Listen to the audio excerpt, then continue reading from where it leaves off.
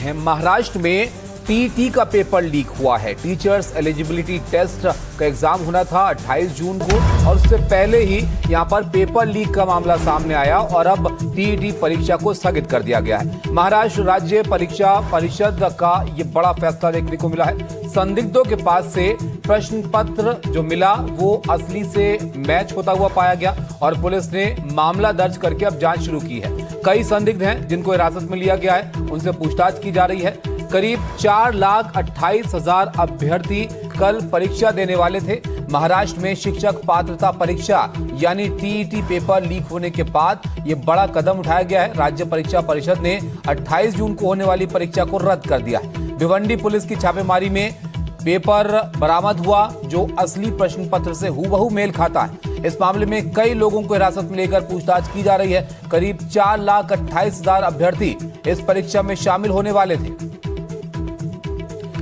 अनुज हमारे साथ जुड़े हैं। अनुज, देखिए अभी एक पेपर लीक को लेकर हंगामा थमा नहीं है, ये दूसरा मामला यहाँ पर सामने आ गया। बताइए कैसे पता चला कि पेपर लीक है और कौन कौन लोग हैं जिनसे पूछताछ हो रही है?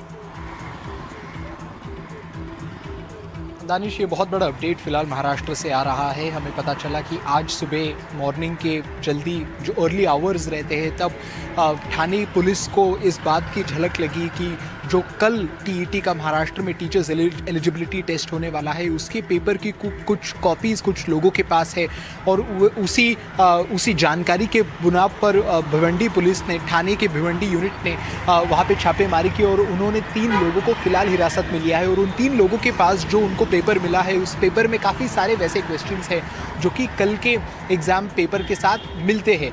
जो ये बॉडी है जो ये पेपर सेट करता है, जल्द से जल्द ठाणे पुलिस ने पुणे में इस बॉडी को भी कम्युनिकेट किया और फिर उस बॉडी के साथ कोऑर्डिनेट करके पता चला कि काफ़ी सारी सिमिलैरिटीज़ है पेपर के बीच में।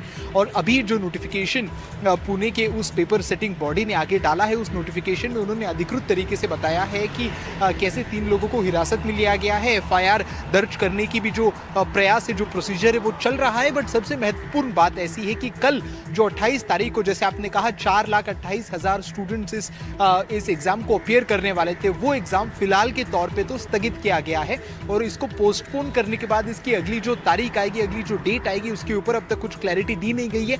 अगला जो नोटिफिकेशन आएगा उसमें हमें पता चलेगा कि आगे जाके एग्ज़ाम कब होगा। अब से थोड़ी ही देर में जो भिवंडी के DCP है वो एक प्रेस कॉन्फ्रेंस को एड्रेस करने वाले हैं जिसमें वो बताएंगे कि किस तरीके से पुलिस को इस बात की खबर मिली और कैसे उन्होंने ये पूरा ऑपरेशन मटीरियलाइज किया। सबसे बड़ा सवाल यहाँ पे ये मौजूद होता है, जैसे आपने भी कहा कि नीट पेपर लीक का जो मैटर था वो अब तक अभी भी सुर्खियों में बना हुआ है और उसी के बीच टीईटी पेपर का मामला आया और इसमें अगर कोई कॉमन लिंक है तो वो है महाराष्ट्र, क्योंकि हमें पता है कि नीट पेपर लीक में भी जो सबसे पहला अरेस्ट था वो भी महाराष्ट्र के नासिक से किया गया था और बाद में पता चला कि कैसे उसका पूरा मॉडस ऑपरेंडी महाराष्ट्र के पुणे और लातूर जिले से चलता है।